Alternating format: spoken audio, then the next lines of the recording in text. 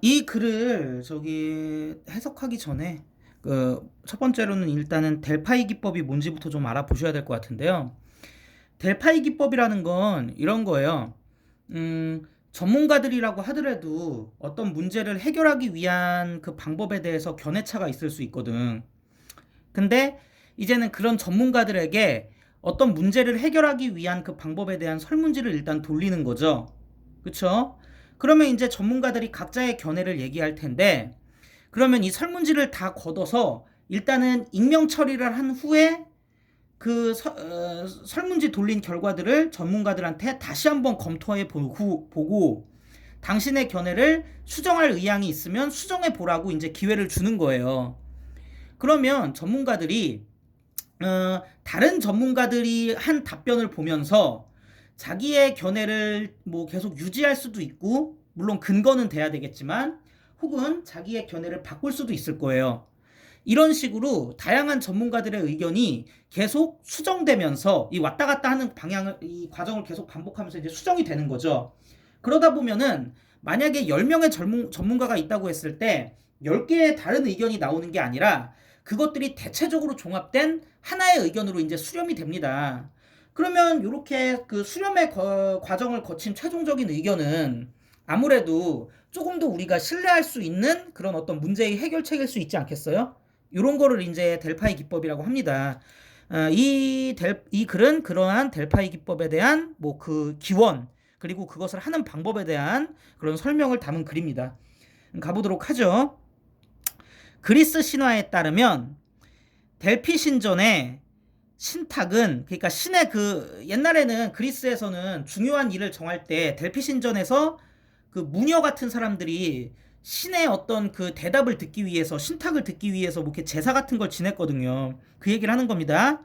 그리스 신화에 따르면 델피 신전에서의 신탁이 뭐 전쟁을, 여기 단어 조심하세요. 웨이지, 하다, 벌이다 이런 뜻입니다. 전쟁을 벌일 때에 생기는 위험을 측정하기 위해서 이루어졌겠죠. 델피 신전의 신탁이. 자, 컨설트 같은 경우에 위에 보이실까요? 잘 안 보실 수도 있을 텐데, 컨설트가 뭐 상담하다, 찾다 이런 얘기인데, 그러면 이제 델피 신전의 신탁이, 여기서는 찾다로 하는 게 이쁘긴 해요. 델피 신전의 신탁이 was consulted, 찾아지겠지. 그러니까 여기 말한 것처럼 구해지겠지. 신탁이 뭘 구할 순 없으니까 당연히 수동이겠죠. 근데 사실 우리는 컨설트 했을 때 찾다라는 뜻보다는 상담하다라는 걸로 더 많이 알고 있잖아요. 근데 상담하다라는 뜻으로 알든 찾다라는 뜻으로 알든 이 과정에서의 능동 수동은 주어가 신탁이니까 당연히 was consulted, 수동일 수밖에 없다는 거. 그쵸? 내신 기준으로는 그걸 좀 알아주셨으면 좋겠습니다. 이런 어원이 있는 거지, 델파이 기법에. 오늘날에 와서는 이 델파이라는 용어는 refers to, 무엇을 언급하느냐, 일종의 집단 조사 테크닉을 의미하는 거야. 뭐 하는 집단 조사 테크닉? 방금 전에 제가 말씀드렸잖아요. 여러 사람의 의견을 컴바이닝, 조합해내는 데에 사용되는, 전명이니까 ing, 그런 그룹 서베이 테크닉을 얘기하는 거예요. 그리고 당연히 목적은 뭐겠어? 의견을 모으려고 하는 거 아니에요? 그래서 집합적인 결정을 디벨롭하기 위해서 사용하는 것을 말한다. 이렇게 보시면 될 것 같아요. 이 테크닉은 무엇을 구성하고 있습니까? 즉, 이 테크닉은 어떤 내용들을 가지고 구성되어 있습니까? 능수 조심하세요. 구조화된 질문이나 피드백 리포트로 구성되어 있어요. 가능하겠죠? 그리고 요거 컴프라이즈가, 컨시스트 오브가 생긴 거는 능동이지만 뜻이 수동이잖아요. 뭐뭐로 구성되어 있다. 컴프라이즈도 같은 거거든요. 그러니까 요거 수동으로 써주지 마시고요. 자, 그래서 이제 내용 말한 것처럼 당연히 여러 전문가들에게 그 설문지를 돌릴 거고, 그쵸? 그럼 이제 뭐 전문가들이 다시 이제 그거를 반납하고 그걸 다 취합해서 수정하는 과정이 반복이 되겠죠. 그래서 각각의 응답자는 여러 가지 질문지를 받습니다. 그쵸? 근데 요거 조심하실 거, 기부는 주다잖아.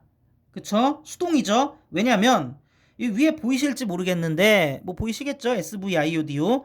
누가 줬는지는 뭐 애매하니까 연구팀이 줬겠죠. S로 했어요. 기부 리스폰던트 퀘스천이었을 거 아니에요. SVIODO. 근데 리스폰던트를 일로 빼고, 그쵸? 그 다음에 동사를 is given으로 빼고 do 그대로 내린 거죠. 능동 아니라는 거, is given 수동이라는 거. 여러 가지 하여튼 질문지들을 봤습니다. 그 질문지들 뭐 대체로 뭐라고 묻고 있는데 이 프로젝트에서 5가지 가장 중요한 위험사항이 what, 무엇냐 뭐 이런 식의 질문이 주어진대요. 그럼 당연히 이제 그 응답자는 써야 되겠죠? 자기의 의견과 그 의견에 대한 이유를 써야 되겠죠? 그런데 to which는 왜 왔냐? 뭐 이런 구조는 이제 굉장히 익숙할 겁니다. He writes his opinion to questions잖아요. 그러니까는 questions which로 빼고 그 다음에 to까지 따라가갖고 최종적으로 to which 된 거지. 왜냐면 그 질문에 대해서 question에 대해서 답변을 쓰는 거니까. 자, 그 다음에 조사된 수동이죠. 조사된 모든 사람의 그 의견이 리포트에 일단 당연히 수동 요약될 거고 그 다음에 returned to the respondent 응답자에게 다시 돌아가야지. 그래서 2개 병렬이죠. 둘 다 수동 summarize 1번 returned 2번. 그럼 그 다음에 어떻게 해요? 이 응답자는 who 당연히 이걸로 꾸며야죠. 그 응답자는 뭐합니까? 어떤 기회를 갖게 돼요? 수정할 기회를 갖는다니까? 그의 의견을 to modify 수정할 기회를 갖게 됩니다. 이렇게 쓰여진 응답이 그쵸? 여기는 글로 쓴 응답 이렇게 했는데 조심하셔야죠. 응답 꾸미는 거잖아요. 당연히 수동으로 가셔야죠. 이렇게 쓰여진 응답이 are kept anonymous 익명으로 유지되지. 수동이고요. 얘 C라는 거. 왜냐면 원래 SVOC에 여기가 keep이고 C 자리에 anonymous 있었거든. 이게 그대로 내려온 거거든요. 당연히 형용사 와야죠.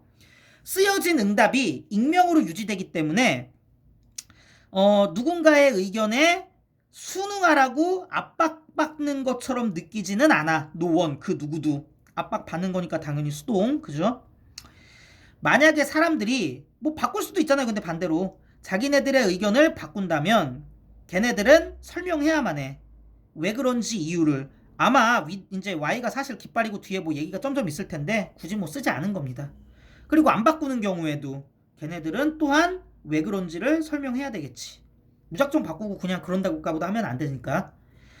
그래서 until 뭐 할 때까지 이 그룹들이 집합적인 의견, 모두가 일치하는 의견에 도달할 때까지 이 과정은 continue 계속된다. 그래서 이 연구는 결국에 뭘 입증해? 여기서 사용하고 있는 이 델파이 기법이라는 테크닉이 어떤 합의에 도달하는 아주 효과적인 방법이라는 것을 입증한다 라고 보시면 될 것 같습니다. 일단은 델파이 기법의 특성을 알아야 해석하기가 조금 더 쉬운 그런 글인 것 같습니다.